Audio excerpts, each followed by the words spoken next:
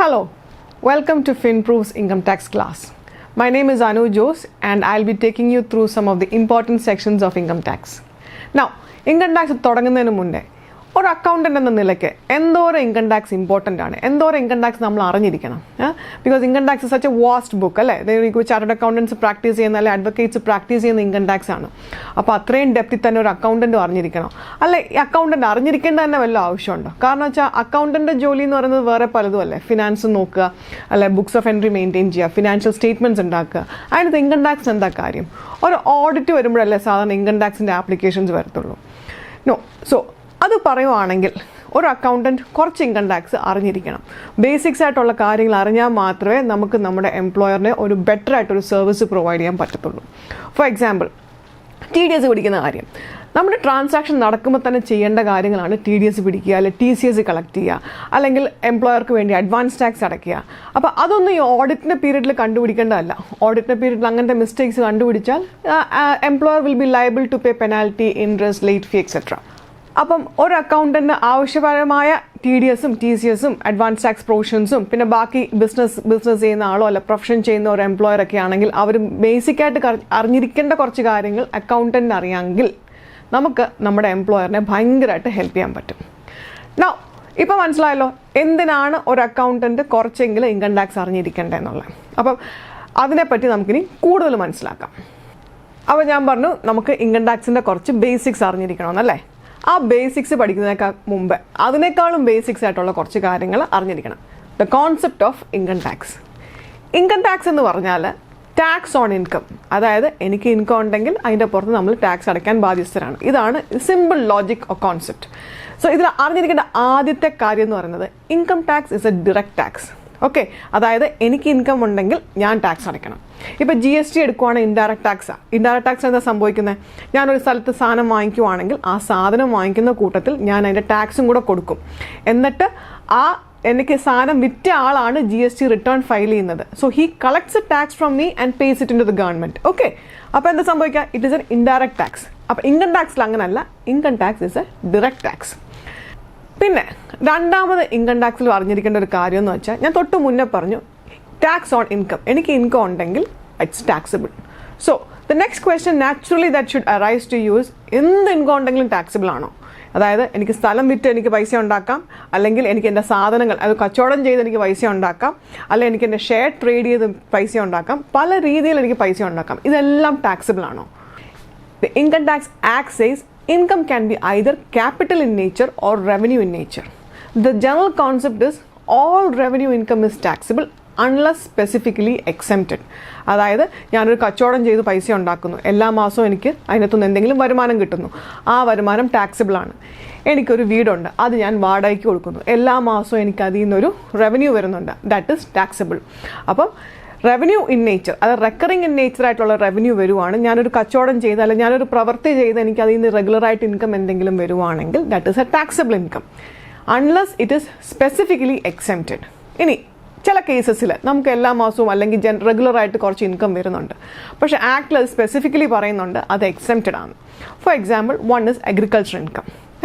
Agriculture income എനിക്ക് കിട്ടുവാണെങ്കിൽ ആക്ടിൽ പറയുന്നുണ്ട് it is exempt. It is not fully exempt അല്ല, ബട്ട് ഇറ്റ് ഈസ് എക്സെംപ്റ്റ്. അതിന് ഞാൻ ഒത്തിരി ഡെപ്തിലോട്ടൊന്നും പോകുന്നില്ല, but for your general awareness. അതുപോലെ തന്നെ എനിക്ക് സാലറി കിട്ടുന്നുണ്ട്, ഇറ്റ് ഈസ് ടാക്സിബിൾ. എല്ലാ മാസവും എനിക്ക് കിട്ടുന്ന ഒരു സാധനമല്ലേ. പക്ഷേ ആ സാലറിയിലെ ഒരു കമ്പോണൻറ്റ് HRA ആണെങ്കിൽ, അതായത് ഹൗസ് റെൻറ്റ് അലവൻസ് കിട്ടുവാണെങ്കിൽ അതിന് എക്സെംപ്ഷൻ കാൽക്കുലേറ്റ് ചെയ്യാനുള്ളൊരു വകുപ്പുണ്ട്. അപ്പോൾ HRA എന്ന് പറയുന്ന സാലറി ഈസ് ടാക്സിബിൾ. സാലറിക്കകത്തുള്ളൊരു concept HRA can be claimed as an exemption to some subject to some conditions. അപ്പോൾ റവന്യൂ ഇൻകത്തിൻ്റെ ലോജിക്ക് മനസ്സിലായല്ലോ. All income that is in the nature of a revenue is taxable unless specifically exempted. Now, the next type of income is capital income. Capital income നമ്മൾ apply ചെയ്യുന്ന rule എന്ന് വെച്ചാൽ capital income is usually exempt unless specifically said it is taxable. For example, ഒരു capital income എന്ന് പറയുന്നത് capital asset വിറ്റ് കിട്ടുന്ന ഒരു റവന്യൂവിനാണ്, അല്ല ക്യാപിറ്റൽ അസറ്റ് വിൽക്കുമ്പോൾ കിട്ടുന്ന പൈസയ്ക്കാണ് ക്യാപിറ്റൽ ഇൻകം എന്ന് പറയുന്നത്. ഫോർ എക്സാമ്പിൾ, എൻ്റെ വീട്ടിൽ കുറച്ച് ഫ്രിഡ്ജും TVയും എന്തൊക്കെ സാധനങ്ങളുണ്ട്. അപ്പോൾ എനിക്കൊരു പോയിന്റിൽ ഞാൻ ഇവിടുന്ന് ഷിഫ്റ്റ് ചെയ്യുക. അപ്പോൾ ഞാൻ ഉപയോഗിച്ചുകൊണ്ടിരുന്ന സാധനം ഞാൻ വിറ്റു. എൻ്റെ ഞാൻ കച്ചവടമായിട്ടല്ല, ഞാൻ ഇപ്പോൾ കൊച്ചിയിൽ ബേസ് ചെയ്തേക്കുവാണ്, ഞാൻ ട്രിവാൻഡ്രത്തിന് ഷിഫ്റ്റ് ചെയ്യുക. അപ്പോൾ എൻ്റെ വീട്ടിൽ ഫ്രിഡ്ജുണ്ട്, TV ഉണ്ട്, AC ഉണ്ട്, കൂളറുണ്ട്, അങ്ങനെ കുറച്ച് കാര്യങ്ങളുണ്ട്. അപ്പോൾ അതൊക്കെ എനിക്ക് ഡിസ്പോസ് ചെയ്യണം. ആ ഡിസ്പോസ് ചെയ്ത് കിട്ടുന്ന income it is not taxable because it is capital in nature. അപ്പം ആക്ടിൽ എന്താ നമ്മൾ പറയുന്നത്, generally capital income is exempted. അപ്പോൾ unless it is specifically mention it is taxable. അതെന്താ ആക്ടിൽ സ്പെസിഫിക്കലി പറയുന്നുണ്ട്, നിങ്ങൾക്ക് ലാൻഡോ പ്രോപ്പർട്ടിയോ വല്ലതും ഉണ്ടെങ്കിൽ അത് വിൽക്കുമ്പം it is a capital asset അല്ല, എനിക്കൊരു ലാൻഡ് ഉണ്ടെങ്കിൽ it is a capital asset. പക്ഷേ അത് വിൽക്കുമ്പോൾ കിട്ടുന്ന പൈസ ഇസ് ടാക്സിബിൾ, അത് സ്പെസിഫിക്കലി പറയുന്നുണ്ട്. അല്ല jewellery again it is a capital asset, എനിക്ക് ആവശ്യമായിട്ട് എനിക്ക് ഉപയോഗിക്കാൻ വേണ്ടി വാങ്ങിച്ച കുറച്ച് ജുവലറി, അത് വിൽക്കുമ്പം it is a transfer of capital asset. പക്ഷേ ആക്ടിൽ സ്പെസിഫിക്കലി പറയുന്നുണ്ട് ജുവലറി ക്യാപിറ്റൽ അസെറ്റ് ആണെങ്കിൽ കൂടെ ജുവലറി വിൽക്കുമ്പം ഇറ്റ് ഇസ് ടാക്സിബിൾ. അപ്പോൾ ഇൻകത്തിൻ്റെ ലോജിക്ക് മനസ്സിലായല്ലോ. ഇൻകം ടാക്സ് എന്ന് പറയുന്ന ഒരു ഡയറക്റ്റ് ടാക്സ് ആണ്. ഇൻകം ക്യാൻ ബി ഐദർ എന്താണ് capital income or revenue income. Capital ഇൻകത്തിൻ്റെ റൂൾ എന്താണ്, it is usually except unless specifically said it is taxable. റവന്യൂവിൻ്റെയോ ഇറ്റ് ഈസ് യൂഷ്വലി ചാർജബിൾ അല്ലെങ്കിൽ it is usually taxable unless specifically said it is except. Now this is income ടാക്സിൻ്റെ basic രണ്ട് കാര്യങ്ങൾ. Now income tax പഠിക്കുമ്പോൾ income tax act മാത്രം refer ചെയ്താൽ മതിയോ? Income tax act മാത്രമാണോ അതിൻ്റെ ഉള്ളത്? ശരിക്കും പറഞ്ഞാൽ അല്ല. ഇൻകം ടാക്സ് ആക്ടിലാണ് സെക്ഷൻസ് ഒക്കെ ഡിഫൈൻ ചെയ്തേക്കുന്നത്. ഇൻകം ടാക്സ് ആക്ട് എപ്പോഴെങ്കിലും ഒന്ന് നോക്കാൻ പറ്റുവാണെങ്കിൽ നോക്കണം. ഒരു തടിവാടം ബുക്കാണ്, അല്ലെങ്കിൽ ഓൺലൈൻ കയറുവാണെങ്കിൽ ഇൻകം ടാക്സ് ആക്ട് റെഫർ ചെയ്യാൻ പറ്റും. It's a huge bundle. അപ്പോൾ ആ ആക്ട് ഏറ്റവും സിമ്പിളായിട്ട് മനസ്സിലാക്കണമെങ്കിൽ you understand that there are 23 chapters for the book. അപ്പോൾ ആ ബുക്ക് തുറക്കുമ്പോൾ chapter 1, chapter 2, chapter 3, chapter 4, chapter 4A അങ്ങനെ പല ചാപ്റ്റേഴ്സ് കാണും. അങ്ങനെ അത് ഒരു 23 ചാപ്റ്റേഴ്സ് ഉണ്ട്. ഓരോ ചാപ്റ്ററിൻ്റെ അടിയിലും പല പല സെക്ഷൻസ് ഉണ്ട്. ഈ സെക്ഷൻസ് 298 സെക്ഷൻസ് വരെ ഉണ്ട്. അപ്പോൾ നമ്മൾ സെക്ഷൻസ് എന്ന് പറയുമ്പോൾ 1, 2, 3, 4, 5, 6 അങ്ങനെ സെക്ഷൻസ് അല്ല. ഇടയ്ക്ക് സെക്ഷൻ ഇപ്പോൾ ഫോർ എക്സാമ്പിൾ 80C ഉണ്ട്, 80D ഉണ്ട്, പിന്നെ എന്താ 269S ഉണ്ട്, 269ST ഉണ്ട്, അങ്ങനെ പല ഇങ്ങനെ മിക്സ് ആൻഡ് മാച്ച് ഉണ്ട്. പക്ഷേ മൊത്തം നമ്മൾ പറയുന്നത് 298 സെക്ഷൻസ് ഉണ്ടെന്നാണ്. അപ്പോൾ ഇൻകം ടാക്സ് ആക്ട് ഞാൻ നേരത്തെ പറഞ്ഞൊരു വലിയ തടിമാടം ബുക്കാണ്. അപ്പോൾ ഒരു കാര്യം നോക്കുമ്പോഴല്ലോ, ഇപ്പോൾ like for example I want to know more about my income from salaries. ഈ ബുക്കിൽ ഞാൻ എവിടെ പോയി തപ്പും? ഇത്രയും വലിയ ബുക്കിൽ ഞാൻ എവിടെ പോയി തപ്പും? അതിനാണ് ചാപ്റ്ററിൻ്റെ ഇമ്പോർട്ടൻസ് വരുന്നത്. നിങ്ങൾക്ക് എല്ലാവർക്കും ബഡ്ജറ്റ് വളരെ ഫെമിലിയർ ആണല്ലോ അല്ലേ? എല്ലാ വർഷവും ഫിനാൻസ് മിനിസ്റ്റർ പ്രസൻറ്റ്സ് എ ബഡ്ജറ്റ്. അത് അപ്പോൾ ആദ്യം ഫിനാൻസ് മിനിസ്റ്റർ പ്രസൻറ്റ് ചെയ്യുമ്പം ഇറ്റ് ഇസ് എ ബിൽ. ഇത് 2 ഹൗസ്, അത് രാജ്യസഭയും ലോക്സഭയും പാസ് ചെയ്ത് ഇത് പ്രസിഡന്റിൻ്റെ സിഗ്നേച്ചറോടെ കിട്ടുമ്പം ഇറ്റ് ബിക്കംസ് ആൻ ആക്ട്. അപ്പം the finance minister presents the finance bill. Once it is passed by both houses of the parliament, it goes to the president for his consent. Once the president provides his consent, the finance bill becomes a finance act. അപ്പോൾ finance ബില്ലിലാണ് എന്താ പറയുക, finance minister പറയുന്നത് നമ്മുടെ tax rates കുറച്ചു, അല്ലെങ്കിൽ കൂട്ടി, അല്ലെങ്കിൽ വേറെ എഡ്യൂക്കേഷൻ സെസ് ഇൻട്രൊഡ്യൂസ് ചെയ്തു, അതല്ലെങ്കിൽ പല ചേഞ്ചസ് അവർ കൊണ്ടുവരും. അപ്പോൾ ഇത് ഫിനാൻസ് ആക്ട് ആകുമ്പോൾ എന്ത് പറ്റുമെന്നറിയാം? ഈ പറഞ്ഞ ചേഞ്ചസ്, ഫിനാൻസ് ബില്ലിൽ പറഞ്ഞ changes it becomes part of the income tax act. അപ്പോൾ ഇപ്പോൾ മനസ്സിലായല്ലോ എങ്ങനെയാണ് ഇൻകം ടാക്സ് ആക്ട് ഓരോ കൊല്ലം ചേഞ്ച് വരുന്നതെന്ന്. ഓരോ കൊല്ലം എന്ത് പറ്റും, നമ്മുടെ ഫിനാൻസ് മിനിസ്റ്റർ ബജറ്റ് പ്രസൻറ്റ് ചെയ്യും, ബജറ്റ് പാസ്സാകുമ്പം ഫിനാൻസ് ആക്ട് ആവും, ഫിനാൻസ് ആക്ടിൽ പറഞ്ഞേക്കുന്ന changes it is added or it forms part of the income tax and it is included in the income tax act. So this is how the act is changing every year. ഇനി income tax ആക്ടിൻ്റെ കൂടെ നമുക്ക് അതിൻ്റെ കൂടെ അല്ലെങ്കിൽ അതിനേക്കാൾ വലിയൊരു ബുക്കാണ് income tax rules എന്ന് പറയുന്ന സാധനം. എന്താണ് റൂൾസ്? ഈ ആക്ടിലുണ്ടല്ലോ, ആക്ടിൽ പല കാര്യങ്ങളും അങ്ങനെ ചെയ്യണം ഇങ്ങനെ ചെയ്യണം എന്നൊക്കെ പറയത്തേ ഉള്ളൂ. ഫോർ എക്സാമ്പിൾ HRAയുടെ കാര്യം തന്നെ എടുക്കാം. സെക്ഷൻ 10ലാണ് എക്സംപ്റ്റ് ഇൻകത്തിനെ പറ്റി പറയുന്നത്. സെക്ഷൻ 1013A HRA വരുന്നത്. HRAയിൽ പറയുന്നത് നിങ്ങൾക്ക് ഹൗസ് റെൻറ്റ് അലവൻസ് ഉണ്ടെങ്കിൽ നിങ്ങൾ 2-3 രീതിയിൽ കമ്പ്യൂട്ട് ചെയ്യുക. ആ ഒരു കമ്പ്യൂട്ട് ചെയ്യുമ്പോൾ what ever is the amount you can claim it as a deduction subject to few conditions. അത്ര ആക്ടിൽ പറയുന്നുള്ളൂ. പക്ഷേ ഇതിന് നമ്മൾ എങ്ങനെ ക്ലെയിം ചെയ്യും? HRA ഞാൻ എങ്ങനെ ക്ലെയിം ചെയ്യും? ഏത് ഫോം ഫയൽ ചെയ്യണം? അതിന് ഏതെങ്കിലും ഫോം സിഗ്നേച്ചർ എടുക്കണോ? എന്തൊക്കെയാണ് ചെയ്യേണ്ടത്? ഇതെല്ലാം പറയുന്ന റൂൾസിലാണ്. സോ റൂൾസ് എന്ന് പറയുന്നത് ആക്ടിൽ പറഞ്ഞ കാര്യങ്ങൾ പ്രാബല്യത്തിൽ വരാൻ ഹെൽപ്പ് ചെയ്യുന്നതാണ് റൂൾസ്. അപ്പോൾ സെക്ഷൻ 1013A HRA ഡിഡക്ഷൻ പറയുന്നുണ്ട്, അല്ല HRA എക്സംഷൻ്റെ കാര്യം പറയുന്നുണ്ട്. ഡിഡക്ഷൻ അല്ല, HRA എക്സംഷൻ്റെ കാര്യം പറയുന്നുണ്ട്. ഈ എക്സംഷൻ എങ്ങനെ ക്ലെയിം ചെയ്യണമെന്നുള്ളത് റൂൾസിൽ HRAക്ക് വേണ്ടി ഒരു ഫോം ഉണ്ട്. ആ ഫോമിലാണ് പറയുന്നത്. So now this is what the importance of rule is. ആക്ടിൽ പല കാര്യങ്ങളും പറയും, അതെങ്ങനെ ഇംപ്ലിമെൻറ്റ് ചെയ്യണം, അതെങ്ങനെ ക്ലെയിം ചെയ്യണം, അതെങ്ങനെ ബ്രിങ് ടു ആക്ഷൻ, അതെങ്ങനെയാണ് ചെയ്യുന്നതെന്നുള്ളതാണ് റൂൾസിൽ പറയുന്നത്. ചില കേസസ്, ചില വളരെ റെയർ ആയിട്ടുള്ള കേസസിൽ റൂൾസിൽ പറയുന്നത് ചിലപ്പം ആക്ടിന് വിരുദ്ധമായിട്ടായിരിക്കും, അല്ല ആക്ടിൽ പറയുന്നത് പോലെ അല്ല റൂൾസിൽ ചെയ്തേക്കുന്നത്. The Government of India is very clear, അല്ലെ the CBDT, Central Board of Direct Taxes, it is very clear. It says the act prevails. എവിടെയെങ്കിലും rules is in contradictory to the act, don't go for the rules, go for the act. ആക്ടിൽ എന്താണോ പറയുന്നത് അതേ ചെയ്യാവുള്ളൂ. ആക്ടിൽ പറഞ്ഞിരിക്കുന്നത് ചെയ്യാൻ വേണ്ടിയിട്ടാണ്, അല്ലെ ആക്ടിൽ പറഞ്ഞിരിക്കുന്നത് puttu to action ചെയ്യാൻ വേണ്ടിയിട്ടാണ് റൂൾസ് കൊണ്ടുവന്നേക്കുന്നത്. അപ്പോൾ റൂൾസിന് ഒരിക്കലും ആക്ടിന് വിരുദ്ധമായിട്ട് പ്രവർത്തിക്കാൻ പറ്റത്തില്ല.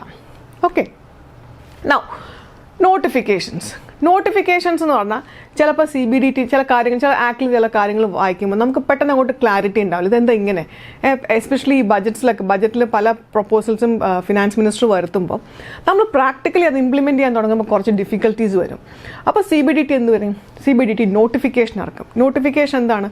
Notification is something that is applicable for all the assessees. Okay, അപ്പോൾ നോട്ടിഫിക്കേഷനിൽ പറയും ഈ ആക്ടിൽ ഞങ്ങൾ ഉദ്ദേശിച്ചിരിക്കുന്നത് ഇങ്ങനെയാണ്, this is what the act is intended for. അപ്പോൾ ആക്ട് വായിക്കുമ്പം നമുക്ക് പലർക്കും പല ഒപ്പീനിയൻ കാണും. അപ്പം പലരുടെ opinion will be contradicting, and പലരുടെ ഒപ്പീനിയൻ ഫ്രം അവരുടെ ആംഗിളിൽ നോക്കുമ്പോൾ അത് കറക്റ്റായിട്ടാണെന്നും നമുക്ക് തോന്നും. അപ്പോൾ എന്ത് പറ്റും? മൊത്തത്തിൽ ഒരു കൺഫ്യൂഷനാകും, അല്ലേ? പലരും പല രീതിയിൽ ആക്ട് അണ്ടർസ്റ്റാൻഡ് ചെയ്യുമ്പം it becomes a total mess. അങ്ങനെ ഒരു കേസസിൽ മിക്കവാറും CBDT ഒരു നോട്ടിഫിക്കേഷൻ ഇറക്കും. This is what the intention of the actors എന്നും പറഞ്ഞിട്ട് ഇങ്ങനെ വേണം നിങ്ങൾ മനസ്സിലാക്കാൻ. അപ്പോൾ when a notification is there, go by the notification. The next thing is circular. സാധാരണ ഒരു സർക്കുലർ എന്താ? It has a same English dictionary meaning തന്നെയാണ് ഇൻകം ടാക്സ് സർക്കുലറിനുള്ളത്. സർക്കുലർ എന്ന് വെച്ചാൽ എന്താ? ഒരു കാറ്റഗറി ഓഫ് ആൾക്കാർക്ക് വേണ്ടിയിട്ടാണ് സർക്കുലർ ഇഷ്യൂ ചെയ്യുന്നത്. Same thing for income tax also. CBDT issues circular for its officers. ചില കേസസിൽ അസസിങ് ഓഫീസേഴ്സിന് ഇത് ഈ ആക്ട് എങ്ങനെയാണ്, how do you put it into use, or how do you implement this act in practice, officers may have queries. അങ്ങനെ ഒരു case വരുമ്പോൾ CBDT സർക്കുലർ ഇഷ്യൂ ചെയ്യും. You may apply the section in such and such manner എന്ന് പറഞ്ഞിട്ട് circular apply. Now the circular ഒരു advantage എന്ന് വെച്ചാൽ it is not binding on the assessee. Circular is for a targeted audience. It is for the income tax department, officers of the department. ഓഫീസേഴ്സിൻ്റെ എങ്ങനെ ഒരു ആക്ടിൽ എങ്ങനെ use ചെയ്യണം എന്നുള്ളതിന് വേണ്ടിയിട്ടാണ് circular എടുക്കുന്നത്. But circular is not binding on the assessee. Assessee need not depend on the circular. Okay, now the last thing, case laws, court decisions, etc. Now many a times it so happens that ആക്ടിൽ പറഞ്ഞതിന് കുറച്ച് വിരുദ്ധമായിട്ടായിരിക്കും നമുക്ക് മനസ്സിലാവുന്ന പോലെ, ആക്ടിൽ പറഞ്ഞ് മനസ്സിലാവുന്നത് പോലെ നമ്മൾ അത് റിട്ടേൺ ഒക്കെ ഫയൽ ചെയ്യും. പക്ഷേ അപ്പോൾ ഓഫീസർ പറയും ഇതിങ്ങനല്ല, വേറൊരു രീതിയിൽ ചെയ്യണം. അപ്പോൾ നമ്മളൊരു അടിയാവും, ഉടക്കുമോടാവും, എന്താ പറയുക, അസസ്മെൻറ്റിന് പോവും, കേസാവും, ട്രൈബ്യൂണലിൽ പോവും, ട്രൈബ്യൂണലിലും പോയിട്ട് അവിടെയും തീർന്നില്ല നമ്മൾ ഹൈക്കോർട്ടിൽ പോവും, ഹൈക്കോർട്ടിലും പോയില്ലെങ്കിൽ തീർന്നില്ല സുപ്രീം കോർട്ടിൽ പോവും. Now when ഈ കോർട്ട് ഡിസിഷൻസ് ഉണ്ടല്ലോ, it is the advocate or the judges that passes the decision. When you have a court decision and if you think it is favorable for us, you can make use of that court decision. പക്ഷേ court ഡിസിഷൻ്റെ പലപ്പോഴും വരുന്നൊരു പ്രശ്നം എന്ന് വെച്ചാൽ, ചിലപ്പോൾ Allahabad high court നമുക്ക് ഇപ്പോൾ കേരളത്തിലൊരു assessee ഉണ്ട്. കേരളത്തിലെ ഒരു അസസിക്ക് വേണ്ടി അസസി നോക്കുമ്പോൾ അലഹാബാദ് ഹൈക്കോർട്ട് ഒരു വേർഡിക്റ്റ് ഇറക്കിയിട്ടുണ്ട് which is beneficial for the assessee. പക്ഷേ ആ സെയിം കാര്യം കേരള ഹൈക്കോർട്ട് ഇറക്കിയിട്ടുണ്ട് which is not beneficial for the assessee. And where is the assessee sitting? The assessee is sitting in Kerala. അപ്പോൾ കേരള ഇരിക്കുമ്പം അസസിക്ക് usually he cannot take advantage of the Allahabad High Court decision. He will be bound by the Kerala High Court decision. But if there is a Supreme Court decision, all the assessees can make use of it. Okay, so Income Tax Act is not just about the act. You should have an understanding about what all the Finance Bill, Finance Act, Income Tax Act, rules, notifications, circulars, case laws and court decisions. ഇത്രയും കാര്യങ്ങൾ കൂടുമ്പോഴാണ് നമുക്കൊരു income tax practice ചെയ്യാൻ പറ്റുന്നത്.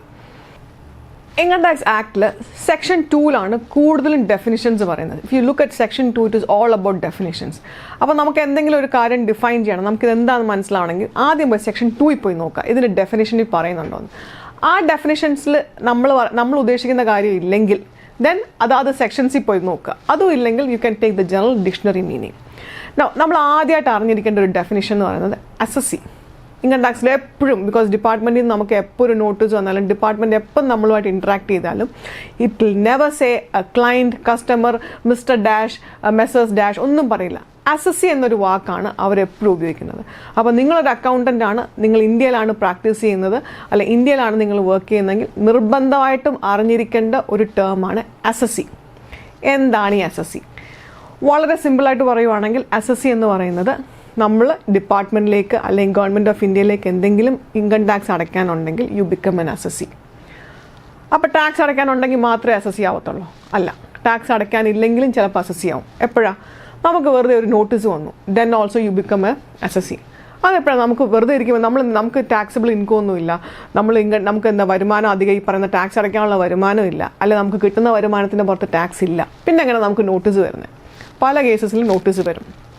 Because ഇപ്പം നമ്മുടെ പാനും ആധാർ കാർഡും bank അക്കൗണ്ടും എല്ലാം ലിങ്ക്ഡ് ആണ്. So there are other vase through which you can get A notice from A department. So the moment you get A notice from A department U become an assessee. നിങ്ങൾ പല transactions ചെയ്യുമ്പോഴും നിങ്ങളുടെ നിന്ന് പലരും TDS TCS ഒക്കെ collect ചെയ്തിട്ടുണ്ടാവും. ചിലപ്പോൾ നമ്മൾ റിട്ടേൺ ഒന്നും ഫയൽ ചെയ്തില്ലെങ്കിലും ദർ ഇസ് എൻ amount, നമ്മുടെ ഒരു പൈസ ഡിപ്പാർട്ട്മെൻറ്റിൽ കിടപ്പുണ്ട്. So we are eligible for that refund. അങ്ങനെ ഒരു സിറ്റുവേഷൻ വന്നാലും U become an assessee. Okay. ഇനി നമ്മൾ ഡിപ്പാർട്ട്മെൻറ്റിലേക്ക് എന്തെങ്കിലും ഫൈനോ പെനാൽറ്റിയോ, ടാക്സ് ഒന്നും അടയ്ക്കാനില്ല, പക്ഷേ നമ്മൾ ഫൈനോ പെനാൽറ്റിയോ എന്തെങ്കിലും അടയ്ക്കാനുണ്ടെങ്കിൽ then also you become a assessee.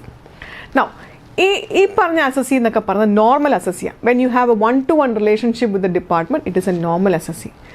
Normal assessee അല്ലാതെ ചില കേസസിൽ നമ്മൾ റെപ്രസെൻറ്റേറ്റീവ് അസസിയോ ഒരു ഡീംഡ് അസസിയോ ഒക്കെ ആവും. അതെപ്പോഴാണ്? Usually some situations are like നമ്മുടെ വീട്ടിലൊരു മൈനറുണ്ട്, ആ മൈനർക്ക് എന്തെങ്കിലും ഇൻകം ഉണ്ടെങ്കിൽ the guardian is responsible for paying the tax of the minor. അപ്പം അങ്ങനെ വരുമ്പം ഒരു ഡീംഡ് അസസി വരും. അല്ലെങ്കിൽ എന്താ പറയുക, you acting as an agent on behalf of somebody, but the agent becomes the tax responsibility, അല്ലെങ്കിൽ the responsibility to pay the taxes on the agent, then agent becomes a deemed assessee. ചില കേസസിൽ എന്താണ്, spouse മരിച്ചു പോകുമ്പോഴത്തേക്കിന് ആൾക്ക് income ഉള്ള ഒരു മനുഷ്യനായിരുന്നു, പക്ഷെ അൺഫോർച്ചുനേറ്റ്ലി മരിച്ചുപോയി. പക്ഷെ മരിച്ചുപോയെന്ന് വെച്ചിട്ട് ഇൻകത്തിൻ്റെ പുറത്തുള്ള ടാക്സിൻ്റെ റെസ്പോൺസിബിലിറ്റി മാറി കിട്ടുന്നില്ല. Whoever is a legal heir, like it could be the spouse or അടുത്ത വേറെ ഏതാണോ ലീഗൽ ഹെയർ എന്ന് വെച്ചാൽ ആ legal heir becomes a representative assessee and they will have to pay of the tax due on such deceased person. അപ്പം നമുക്ക് മാത്രമല്ല വല്ലവർക്കും വേണ്ടിയും ചില കേസസിൽ നമുക്ക് അസസി ആവാൻ പറ്റും. That is called a representative assessee or a deemed assessee. The other concept is default in assessee in default. When is a person, ആ പേര് പോലെ തന്നെ, when is a person assessee in default? ആ ആൾ income tax ഡിപ്പാർട്ട്മെൻറ്റുമായിട്ട് എന്തെങ്കിലും ചെയ്യണമായിരുന്നു, പക്ഷെ ചെയ്തില്ല. He becomes an assessee in default. തെറ്റ് ചെയ്തു, ലൈക്ക് TDS പിടിക്കണമായിരുന്നു, പിടിച്ചില്ല, then he becomes an assessee in default. Now the next thing that we are going to learn is a few terms called assessment year, previous year, financial year. ഇതിൽ ഏറ്റവും എളുപ്പത്തിൽ മനസ്സിലാക്കാൻ പറ്റുന്നത് financial year ആണ്. ഇന്ത്യയെ സംബന്ധിച്ചിടത്തോളം every financial year starts on the 1st of April and ends with 31st of March. അപ്പോൾ എപ്പോഴും നമ്മുടെ financial year 1st of April to 31st of March ആയിരിക്കും. പല രാജ്യങ്ങൾക്കും they have flexible financial year, but ഇന്ത്യക്ക് അങ്ങനത്തെ ഒരു കോൺസെപ്റ്റ് ഇല്ല. Every financial year starts with the 1st of April and ends with the following 31st of March. Now ഞാനൊരു business ഇടയ്ക്ക് വെച്ചാൽ തുടങ്ങുന്നത്. April 1st എൻ്റെ ഫിനാൻഷ്യൽ ഇയർ തുടങ്ങുന്നത്. എൻ്റെ ബിസിനസ് ഞാൻ തുടങ്ങുന്നത് 1st Decemberലാണ്. അപ്പോൾ ഡിസംബർ, ജാൻ, ഫെബ്, മാർച്ച് 4 മാസമേ ഞാൻ ആ വർഷം ആക്ടിവേറ്റഡ് ആയിട്ടിരുന്നിട്ടുള്ളൂ, ഒരു ആക്റ്റീവ് ബിസിനസ് ഇരുന്നിട്ടുള്ളൂ. Even for such cases, my financial year is from the 1st of April to 31st of March. In that case, only thing is I was operational only for the last 4 months. അത്രേ ഉള്ളൂ. But financial year same remains the same. അപ്പോൾ financial year 2018-19 എന്ന് പറഞ്ഞാൽ it starts with 1st of April 2018 and ends with 31st of March 2019. ഇനി അപ്പോൾ ഈ same logic എപ്പോഴും apply ചെയ്യേണ്ടത് ഫിനാൻഷ്യൽ ഇയർ 21-22 എന്ന് പറഞ്ഞാൽ it starts with 1st of April 2021 and ends with 31st of March 2022. Now, the next thing that you have going to learn is assessment year. Assessment year എന്ന് പറഞ്ഞാൽ ഇത്രയേ ഉള്ളൂ. എപ്പോഴാണോ നമ്മുടെ ഇൻകം അസസ് ചെയ്യുന്നത് ആ കൊല്ലത്തിനെയാണ് അസസ്മെൻറ്റ് ഇയർ എന്ന് പറയുന്നത്. അപ്പം നമ്മൾ യൂഷ്വലി ഇൻകം ടാക്സ് എന്താ സംഭവിക്കുന്നത് വെച്ചാൽ ഒരു വാർഷിക വർഷം കഴിഞ്ഞിട്ട് അത് കഴിഞ്ഞിട്ടാണ് നമ്മൾ ഇൻകം ടാക്സ് റിട്ടേണും ടാക്സും എല്ലാം ഫൈനലൈസ് ചെയ്ത് അടയ്ക്കുന്നത്. Usually the income tax return അപ്പോൾ ഒരു ഫിനാൻഷ്യൽ ഇയർ ഞാൻ പറഞ്ഞു 31st March എൻഡ് ചെയ്യും. 31st March എൻഡ് ചെയ്ത് കഴിഞ്ഞിട്ടാണ് നമ്മൾ ഇൻകം ടാക്സ് റിട്ടേൺ ഫയൽ ചെയ്യുന്നത്. സോ അതിൻ്റെ അസസ്മെൻറ്റ് നടക്കുന്നത് ആ ഫിനാൻഷ്യൽ ഇയർ കഴിഞ്ഞിട്ടാണ്. സോ അസസ്മെൻറ്റ് ഇയറിൻ്റെ ഡെഫിനിഷൻ തന്നെ the year after the previous year. Previous year കഴിയുമ്പോൾ ഉള്ള ഇയറിനെയാണ് അസസ്മെൻറ്റ് ഇയർ എന്ന് പറയുന്നത്.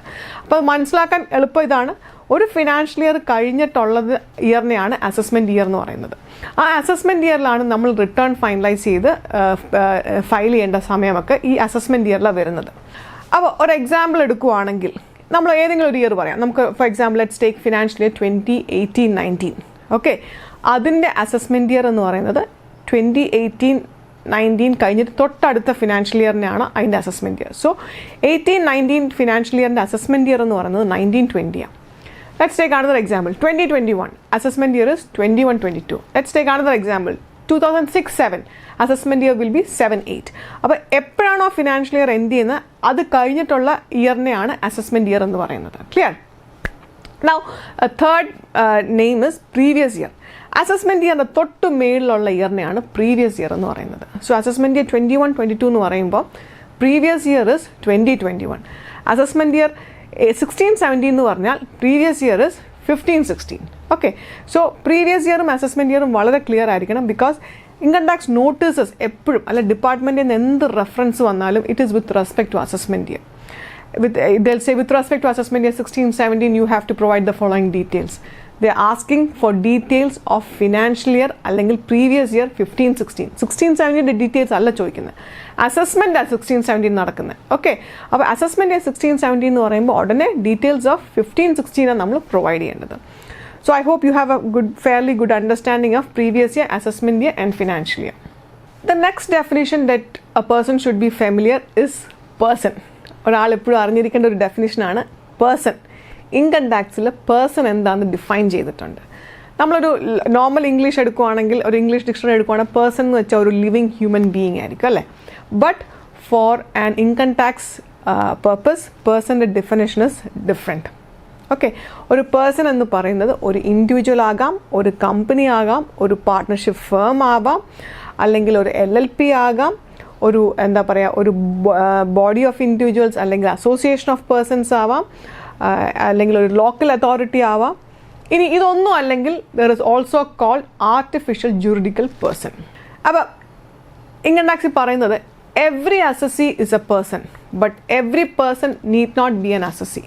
അപ്പം നമ്മൾ ഒരാളെ ഒരു അസസിയായിട്ട് ഐഡൻറ്റിഫൈ ചെയ്താൽ he is also a person. Because person എന്ന് പറയുന്നത് ഒരു ജീവിച്ചിരിക്കുന്ന ഒരു മനുഷ്യനാവാം, ഒരു കമ്പനിയെ പേഴ്സൺ എന്നാണ് പറയുന്നത്, ഒരു പാർട്ട്ണർഷിപ്പ് ഫേമിനെ പേഴ്സൺ എന്നാണ് പറയുന്നത്, ഒരു ലോക്കൽ അതോറിറ്റി അതായത് മുനിസിപ്പാലിറ്റി കോർപ്പറേഷൻ അതൊരു പേഴ്സണാണ്, ഒരു അസോസിയേഷൻ ഇപ്പോൾ റെസിഡൻഷ്യൽ അസോസിയേഷൻ അതൊരു പേഴ്സണാണ്. ഇനി ഇതൊന്നും അല്ലെങ്കിൽ you can classify it as artificial juridical person, അതും ഒരു പേഴ്സണാണ്. അപ്പം നമ്മളൊരു അസസിയെ കിട്ടിക്കഴിഞ്ഞാൽ ഇതിലേതെങ്കിലും ഒരു ബക്കറ്റിലേക്ക് നമ്മളിടണം. ഒന്നെങ്കിൽ അയാളെ ഒരു ഇൻഡിവിജ്വലായിട്ട് ഐഡൻറ്റിഫൈ ചെയ്യണം, അല്ലെങ്കിൽ കമ്പനിയായിട്ട് ഐഡൻറ്റിഫൈ ചെയ്യണം. മനസ്സിലായല്ലോ? So every assessee it has to be identified as a person. പക്ഷേ എല്ലാ പേഴ്സണും ഒരു അസസി ആവണമെന്നില്ല അല്ലേ. ഒരു കമ്പനി എന്ന് പറയുന്ന ഒരു പേഴ്സണാണ്, പക്ഷേ ആ കമ്പനിക്ക് ചിലപ്പോൾ അസസി ആവണമെന്ന് ചിലപ്പോൾ നിർബന്ധമില്ല. അസസി ആവണമെങ്കിൽ നമ്മൾ നേരത്തെ പറഞ്ഞു എപ്പോഴൊക്കെ ഒരാൾ അസസി ആവുന്നതെന്ന് നമ്മൾ പറഞ്ഞു. സോ അതിനോ ഇതെല്ലാം അങ്ങോട്ടും ഇങ്ങോട്ടും ഇച്ചിരി കുഴഞ്ഞ് ഇൻ്റർലിങ്ക്ഡ് ആണ്. So don't try to confuse it, try to understand it in a very simple way. Assessee എന്താണെന്ന് നമ്മൾ പഠിച്ചു, പിന്നെ നമ്മൾ എന്താ പഠിച്ചത്, assessment year, financial year, previous year എന്താണെന്ന് പഠിച്ചു. ഇപ്പോൾ പഠിക്കുന്നത് പേഴ്സൺ എന്താണ്. അപ്പോൾ ഒരു entity, it can be a living entity or a non living entity, it is called a person for income tax purposes. ആദ്യത്തെ നമ്മൾ പറഞ്ഞു ഇൻഡിവിജ്വൽ ആണെന്ന് പറഞ്ഞു. ഇൻഡിവിജ്വൽ എന്ന് പറയുന്നത് it can B he, she or A third category. It should be a living person or it can be A dead person. പക്ഷേ ഒരു breathing, ഒരു വൺ പോയിന്റിൽ ബ്രീത്ത് ചെയ്യുന്ന ആളോ അതോ ബ്രീത്ത് ചെയ്തുകൊണ്ടിരിക്കുന്ന ഒരാളായിരിക്കണം ഇൻഡിവിജ്വൽ എന്ന് പറയുന്നത്. So individual has the English dictionary word it self. Now എന്തിനാണ് നമ്മളൊരു പേഴ്സണെ ഇൻഡിവിജ്വലായിട്ടും കമ്പനിയായിട്ടും പാർട്ട്ണർഷിപ്പായിട്ടും ഒക്കെ ഡിഫൈൻ ചെയ്ത് എന്തിനാണ് അങ്ങനെ സ്പ്ലിറ്റ് ചെയ്യുന്നത്? അതിൻ്റെ ഒരു മെയിൻ റീസൺ എന്ന് പറഞ്ഞാൽ ഓരോരുത്തർക്കും ഓരോ ടാക്സ് ബ്രാക്കറ്റാണ്. ഒരു ഇൻഡിവിജ്വലിനെ ടാക്സ് ചെയ്യുന്ന പോലല്ല ഒരു കമ്പനിയെ ടാക്സ് ചെയ്യുന്നത്, ഒരു കമ്പനിയെ ടാക്സ് ചെയ്യുന്ന പോലല്ല ഒരു പാർട്ട്ണർഷിപ്പ് ഫേമിനെ ടാക്സ് ചെയ്യുന്നത്. സോ നമുക്ക് ആദ്യം ഒരു ഇൻഡിവിജ്വലിൻ്റെ ടാക്സ് റേറ്റ്സ് എന്താണെന്ന് ആദ്യം മനസ്സിലാക്കാൻ ശ്രമിക്കാം. ഓക്കെ, നമുക്ക് അപ്പോൾ ആദ്യം ഇൻഡിവിജ്വലിൻ്റെ ടാക്സ് റേറ്റ്സിനെ പറ്റി നോക്കാം. ഇൻഡിവിജ്വലിനെ പറ്റി പറയുമ്പോഴല്ലോ നമുക്ക് ആദ്യം മനസ്സിലാക്കേണ്ട കാര്യം എന്ന് വെച്ചാൽ ഒരു റീസെൻറ്റ് ബഡ്ജറ്റിൽ the finance minister said individuals can compute their tax under an old scheme or a new scheme. So first thing that you have to understand is individual ആണെങ്കിൽ ഇൻഡിവിജ്വലിന് ടാക്സ് ഓൾഡ് സ്കീമിലും വർക്കൗട്ട് ചെയ്യാം, new സ്കീമിലും workout ചെയ്യാം. എന്താ ആ scheme എന്നുള്ളത് നമുക്ക് കുറച്ച് കഴിഞ്ഞിട്ട് നോക്കാം. രണ്ട്, ഇൻഡിവിജ്വലിനെ പറ്റി മനസ്സിലാക്കേണ്ട, up to 60 years an individual is called a normal citizen. Not normal citizen, an individual is called a normal assessee, സാധാരണ assessee. അബവ് 60 years ഏതെങ്കിലും ഒരു ഫിനാൻഷ്യൽ ഇയർ എടുക്കുവാണ്, ആ ഫിനാൻഷ്യൽ ഇയറിൽ പുള്ളി 60th ബർത്ത്ഡേ സെലിബ്രേറ്റ് ചെയ്യുവാണെങ്കിൽ ആ ഫിനാൻഷ്യൽ ഇയർ മുതൽ he'll become a senior citizen. Okay, അതുപോലെ തന്നെ ഏതെങ്കിലും ഒരു ഫിനാൻഷ്യൽ ഇയറിൽ if that individual is celebrating 80 years of age, then that citizen become super senior citizen. അപ്പോൾ up to 60 years it's a normal assessee or a normal assessee. Between 60 and 80 it is a senior citizen, and plus 80 years ആണെങ്കിൽ it is A super senior citizen. ഈ മൂന്ന് കാറ്റഗറിക്ക് importance ഉണ്ട്, because ടാക്സിൽ കുറച്ച് benefits ഉണ്ട്. ഓരോ senior citizen ആകുമ്പോൾ കുറച്ചുകൂടി benefit ഉണ്ട്, സൂപ്പർ സീനിയർ സിറ്റിസൺ ആകുമ്പോൾ കുറച്ചധികം ബെനിഫിറ്റ് ഉണ്ട്. മൂന്നാമത്തെ കാര്യം നമ്മൾ അറിഞ്ഞിരിക്കേണ്ടത്, എല്ലാ അസസ്സിക്കും 87A പ്രകാരം നമുക്ക് റിബേറ്റ് എടുക്കാൻ പറ്റും. ആ റിബേറ്റിൽ പറയുന്നതെന്ന് വെച്ചാൽ, ഒരു ഫിനാൻഷ്യൽ ഇയർ എടുക്കുമ്പോൾ if his total taxable income is less than 5 lakhs, then he need not pay any tax. സാധാരണ നമ്മൾ ഇൻഡിവിജ്വൽസിന് നിങ്ങൾക്ക് എപ്പോഴും may be you are all familiar, up to 2,50,000 വരെയാണ് ഒരു ഇൻഡിവിജ്വലിന് ടാക്സ് ഇല്ലാത്തത്. 2,50,000 കൂടിയാൽ മാത്രം നമ്മൾ ടാക്സ് അടച്ചാൽ മതി. അതുപോലെ തന്നെ ഒരു 2,50,000 താഴെയാണെങ്കിൽ the individual is not liable to file return also. The individual can always say, എൻ്റെ വാർഷിക വരുമാനം 2 ലക്ഷത്തിൽ താഴെയാണ്, അതുകൊണ്ട് ഞാൻ റിട്ടേൺ ഫയൽ ചെയ്തില്ല. അതൊന്നും ചെയ്യാൻ പറ്റത്തില്ല. പക്ഷേ നമുക്ക് 2 ലക്ഷത്തിൽ കൂടുതലുണ്ട്, പക്ഷേ 5 ലക്ഷത്തിൽ താഴെ ഉള്ളൂ. നമുക്ക് ചെയ്യാൻ പറ്റുന്ന ഒരു ബെനിഫിറ്റ് എന്ന് വെച്ചാൽ, ഒന്ന് നമുക്ക് മനസ്സിലാക്കണം അതിൻ്റെ പുറത്ത് ടാക്സ് ഉണ്ടെന്നല്ലേ, ബിക്കോസ് 2 ലക്ഷം രൂപ വരെയുള്ളൂ ടാക്സ് ഇല്ലാതുള്ളത്. അപ്പോൾ 2.5 കൂടിയാൽ എന്തെങ്കിലും ടാക്സ് വരും. നമ്മുടെ total taxable income less than 5 lakh ആണെങ്കിൽ നമുക്ക് റിട്ടേൺ ഫയൽ ചെയ്യണം. റിട്ടേൺ ഫയൽ ചെയ്തിട്ട് U can claim rebate under section 87A. അപ്പോൾ നമ്മൾ പറയുന്നത് എനിക്ക് 2 ലക്ഷത്തിൽ കൂടുതലുണ്ട്, പക്ഷേ 5 ലക്ഷത്തിൽ താഴെ ഉള്ളൂ. So what ever tax payable I am claiming rebate, there is no tax payable. പക്ഷേ അത് നമ്മൾ റിട്ടേൺ ഫയൽ ചെയ്യണം. റിട്ടേൺ ഫയൽ ചെയ്താൽ മാത്രമേ 87A ബെനിഫിറ്റ് എടുക്കാൻ പറ്റത്തുള്ളൂ. അപ്പോൾ എനിക്ക് ഒരു വ്യക്തിയാണ്, ഞാൻ നോക്കുമ്പോൾ എനിക്ക് എല്ലാം കൊണ്ട് ടാക്സിബിൾ ഇൻകം എനിക്കൊരു 4 ലക്ഷം രൂപ വരുന്നുണ്ട്. അപ്പം ഞാൻ ആലോചിക്കും, ഓക്കെ 5 ലക്ഷം വരെ എന്തായാലും എനിക്ക് ടാക്സ് ഇല്ല, പിന്നെ ഞാൻ എന്തിനാണ് റിട്ടേൺ ഫയൽ ചെയ്യുന്നത്? അങ്ങനെയല്ല, എനിക്ക് ടാക്സ് ഇല്ലാതാക്കണമെങ്കിൽ ഞാൻ റിട്ടേൺ ഫയൽ ചെയ്യണം. റിട്ടേൺ ഫയൽ ചെയ്താൽ മാത്രമേ എനിക്ക് ആ ബെനിഫിറ്റ് എടുക്കാൻ പറ്റത്തുള്ളൂ. ക്ലിയർ ആണല്ലോ? അപ്പം എപ്പോഴാണ് റിട്ടേൺ ഫയൽ ചെയ്യേണ്ടാത്ത? എൻ്റെ വാർഷിക വരുമാനം 2 ലക്ഷത്തിൽ താഴെയാണെങ്കിൽ മാത്രമേ എനിക്ക് റിട്ടേൺ ഫയൽ ചെയ്യേണ്ടാത്ത ഒരു പൊസിഷനുള്ളൂ. 2 ലക്ഷത്തിൽ കൂടിയാൽ ഞാൻ റിട്ടേൺ നിർബന്ധമായിട്ടും ഫയൽ ചെയ്യണം. എൻ്റെ വാർഷിക വരുമാനം 5 ലക്ഷത്തിൽ താഴെയാണെങ്കിൽ, വാർഷിക വരുമാനമല്ല, the term that you use is taxable income അല്ലെങ്കിൽ total income. Total income 5 lakh താഴെയാണെങ്കിൽ റിട്ടേൺ ഫയൽ ചെയ്യുക, റിബേറ്റിൻ്റെ ബെനിഫിറ്റ് ക്ലെയിം ചെയ്യുക, and there is no tax on that. Now schemes define ചെയ്യുന്നതിന് മുന്നേ, അല്ലെ ഓൾഡ് സ്കീം എന്താണ് ന്യൂ സ്കീം എന്താണ് എന്ന് പറയുന്നതിന് മുന്നേ, ആർക്കൊക്കെ ഓൾഡ് സ്കീം എടുക്കാം, ആർക്കൊക്കെ ന്യൂ സ്കീം എടുക്കാം, അതെപ്പോഴും ഒരു കൺഫ്യൂഷനാണ്. Act is very clear on it. നിങ്ങൾക്ക് എന്തെങ്കിലും ഇൻകം ഉണ്ടെങ്കിൽ, but it should be other than business or professional income. So if you're having any income other than income from business or profession, you can choose between old scheme and new scheme every year.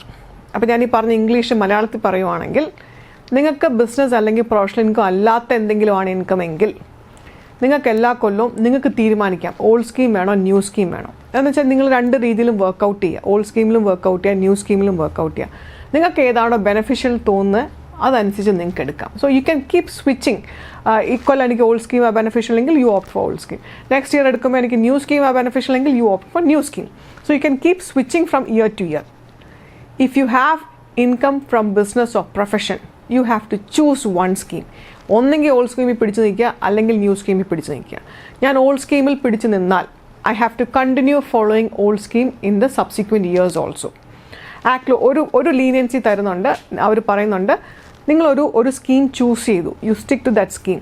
But in a life time ആ scheme choose ചെയ്ത് കഴിഞ്ഞ ശേഷം ഒരു പ്രാവശ്യം നിങ്ങൾക്ക് scheme change ചെയ്യാം. ഒരു 2 കൊല്ലം കഴിഞ്ഞപ്പോൾ എനിക്ക് മനസ്സിലായി കഴിഞ്ഞ 2 കൊല്ലം ഓൾഡ് സ്കീം ബെനിഫിഷ്യൽ അല്ലായിരുന്നു, എനിക്ക് തോന്നുന്നു ന്യൂ സ്കീം ആയിരിക്കും മോർ ബെനിഫിഷ്യൽ, ഇനി അങ്ങോട്ട് പോകുമ്പോഴും ന്യൂ സ്കീമാണ് എനിക്ക് beneficial, then go for new scheme. ആ ഒരൊറ്റ സ്വിച്ചേ നമുക്ക് പറ്റത്തുള്ളൂ. ഒരു പ്രാവശ്യം ന്യൂ സ്കീമിലേക്ക് സ്വിച്ച് ചെയ്ത് കഴിഞ്ഞാൽ പിന്നെ life long you will have to continue on the new scheme itself. Then there is no question of you coming back to old scheme. You have to continue in new scheme itself. If you are an individual and you opting for new scheme, ഒരു കൊല്ലം നിങ്ങൾ new സ്കീമാണ് opt ചെയ്യുന്നതെങ്കിൽ return file ചെയ്യുന്ന കൂട്ടത്തിൽ തന്നെ നിങ്ങൾ form 10IE എന്ന് പറയുന്ന ഒരു ഫോമും കൂടെ ഫില്ല് ചെയ്ത് ഫയൽ ചെയ്യണം. So first will try to understand what is an old scheme. Old scheme പേര് പോലെ തന്നെ പണ്ടേ ഉള്ള സ്കീം, ഓൾഡ് ആയിട്ടുള്ള സ്കീം, അത്രേ ഉള്ളൂ. അപ്പോൾ ഓൾഡ് സ്കീമിൽ എന്താ പറയുന്നത്? ഓൾഡ് സ്കീമിൽ ഇതാ പറയുന്നത്, you are less than 60 years in that financial year, then your tax is computed as follows. ആദ്യത്തെ 2.5 ലക്ഷം രൂപയ്ക്ക് there is no tax. അടുത്ത 2.5 തൊട്ട് 5 ലക്ഷം രൂപയ്ക്ക് there is a 5% tax. അടുത്ത 5 lakh മുതൽ 10 lakh വരെ the tax rate is 20%. And more than 10 lakhs the tax rate is 30%. Okay? അപ്പം 3 tax റേറ്റ്സേ ഉള്ളൂ. 5%, 20%, 30%. പിന്നെ ആദ്യത്തെ ഒരു സ്ലാബ് റേറ്റ് ഉണ്ട്, അത് 0 ആണ്. അപ്പോൾ may be we can say 4 slab rate ഉണ്ട്. It would be correct to say 4 slab rate ഉണ്ട്. അപ്പോൾ ആദ്യത്തെ 2.5 ലക്ഷം രൂപയ്ക്ക് നിൽ റേറ്റ്, 2.5 തൊട്ട് 5 ലക്ഷം വരെ 5%, 5 തൊട്ട് 10 ലക്ഷം വരെ 20%, and more than 10 lakhs it is 30%. ഒരു സിമ്പിൾ എക്സാമ്പിൾ എടുക്കുവാണെങ്കിൽ നമുക്കിതെങ്ങനെ എക്സ്പ്ലെയിൻ ചെയ്യാൻ പറ്റുന്നതെന്ന് വെച്ചാൽ, അസ്യൂം ദാറ്റ് എൻ്റെ ഇൻകം ഒരു 15 ലക്ഷം രൂപ ഉണ്ടെന്ന് വിചാരിച്ചു. എൻ്റെ ടാക്സിബിൾ ഇൻകം, എൻ്റെ ഡിഡക്ഷൻസ് എല്ലാം കഴിഞ്ഞ് എൻ്റെ ടാക്സിബിൾ ഇൻകം ഇസ് 15 lakhs. ആ 15 lakhsൻ്റെ ആദ്യത്തെ 2.5 ലക്ഷം മാറ്റുക. ആ 2.5 ലക്ഷം രൂപയ്ക്ക് 0 ടാക്സ്. ആ 15 lakhsൻ്റെ അടുത്ത 2.5 ലക്ഷം രൂപ, അതായത് 2.5 ലക്ഷം തൊട്ട് 5 ലക്ഷം രൂപ വരെ എത്രയുണ്ട്? 2.5 അല്ലേ? ആ 2,50,000 പുറത്ത് there is a tax rate of 5%, which is equal to 12,500. അപ്പോൾ ആദ്യത്തെ 2 സ്ലാബ് ക്ലിയർ ആണല്ലോ. 15 ലക്ഷത്തിൻ്റെ ആദ്യത്തെ 2.5ക്ക് 0, അടുത്ത 2.5ക്ക് there is a 5% tax, which is 12,500. Now the third slab, 5 lakh to 10 lakhs, അതിൻ്റെ ഡിഫറൻസ് എന്ന് പറയുന്നത് 5 lakhs ആണ്. ആ 5 lakhsൻ്റെ പുറത്ത് there is a 20% tax, which is 1 lakh rupees. So first slab is 0, second slab 12,500, third slab 1 lakh rupees. Okay, now the fourth slab, 10 lakhs എത്ര കൂടിയാലും എത്രയാ? 30%. ഇപ്പം നമുക്ക് എൻ്റെ ടോട്ടൽ ഇൻകം എത്രയാണ്? അപ്പം എൻ്റെ ടോട്ടൽ ഇൻകം എത്രയാണെന്ന് ഞാൻ പറഞ്ഞത് 15 lakhs. അപ്പോൾ 10 lakhs നിന്ന് എത്ര 15 lakhs എക്സീഡ് ചെയ്തു? 5 lakh. ആ 5 lakhൻ്റെ പുറത്ത് 30%, which is 1,50,000. So my total tax liability, you can say it is 12,500 plus 1 lakh plus 1,50,000. അപ്പോൾ 12,500 plus 1 lakh plus 1,50,000, which is equal to 2,62,500. That is my tax liability. അപ്പം ഇത്രയും tax അടച്ചാൽ മതിയോ? വേറൊന്നും ഇല്ലേ? അല്ല, ഇതിൻ്റെ കൂടെ കുറച്ച് അഡീഷൻസും കൂടെ കയറി വരും. The act says there is a surcharge.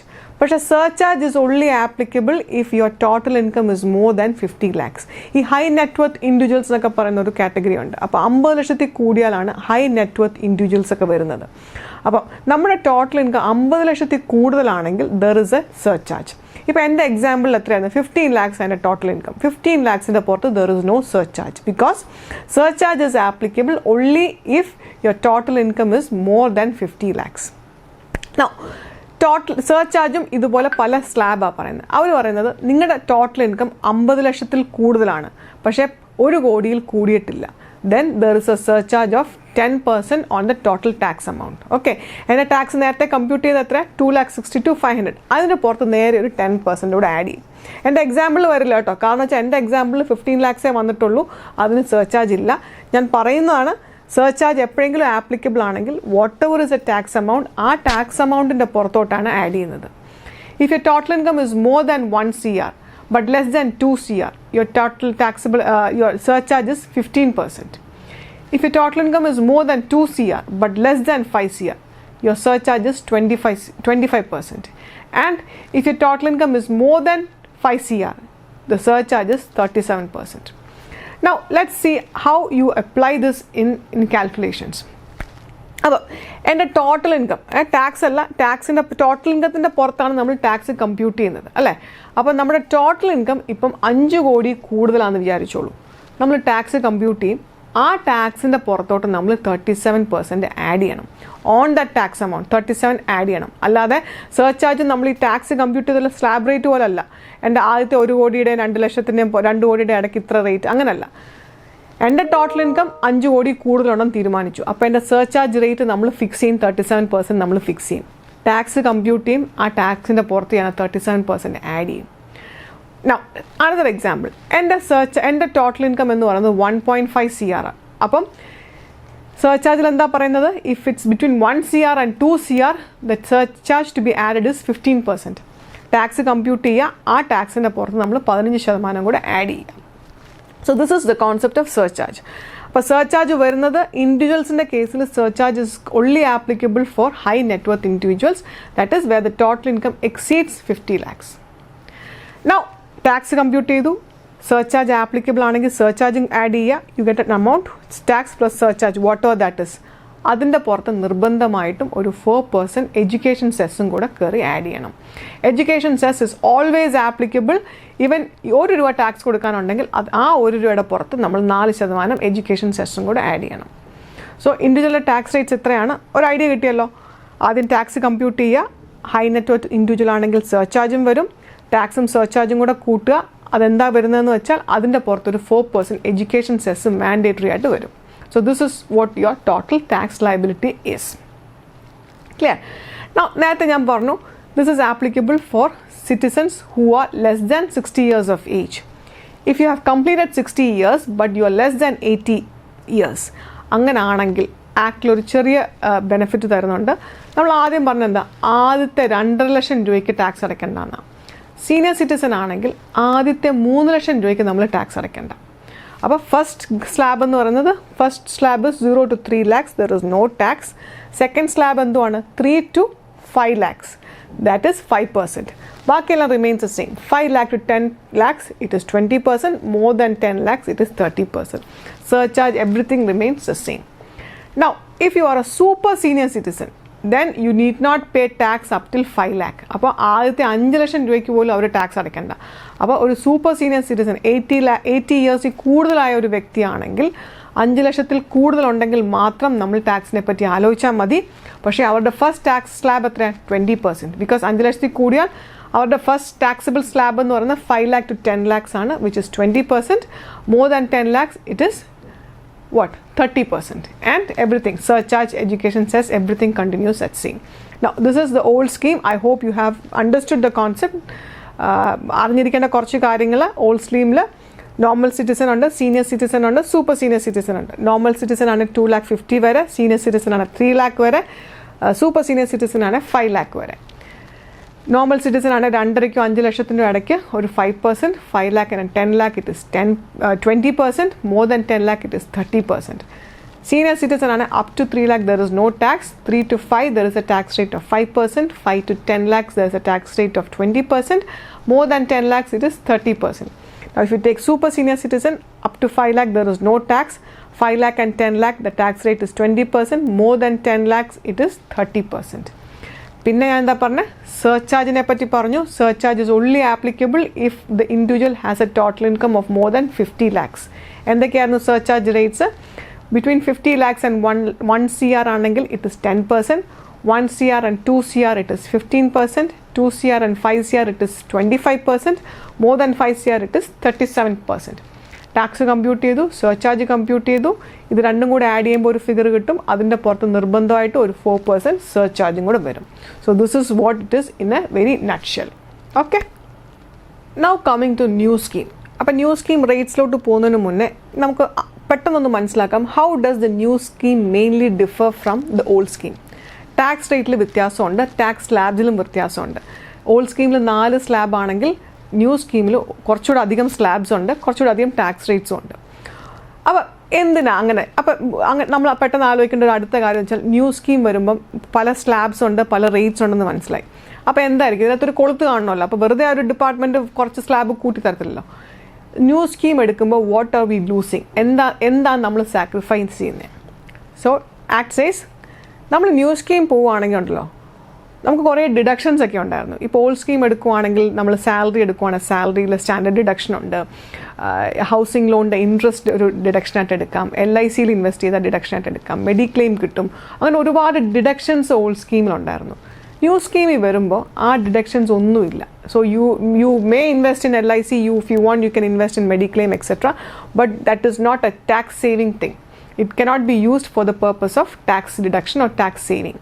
അപ്പോൾ ന്യൂ സ്കീമിൽ എന്താണ്, അവർ പറയുന്നത് get rid of all deductions. Almost ഒരു 10-70 ഡിഡക്ഷൻസോളം അവരെടുത്ത് കളഞ്ഞു. ആ ഡിഡക്ഷൻസ് ഒന്നും എലിജിബിൾ അല്ല. പക്ഷെ പകരം you have more slab rates, അല്ല you have more tax slabs and different slab rates. അപ്പോൾ അതാണ് അതിൻ്റെ ഒരു ഡിഫറൻസ് എന്ന് പറയുന്നത്. അപ്പോൾ നമ്മൾ എപ്പോഴും വെയിറ്റേജ് എടുക്കണം. ചില കേസസിൽ ഈ ന്യൂ സ്കീമിൽ ഡിഡക്ഷൻസ് ഒന്നും കിട്ടത്തില്ല, അല്ലെങ്കിൽ ബെനിഫിറ്റ്സ് ഒന്നും അവെയിൽ ചെയ്യാൻ പറ്റത്തില്ല. But still because you have more tax rates, new scheme is beneficial in many cases. അപ്പോൾ എപ്പോഴും പറയാനും പറ്റത്തില്ല.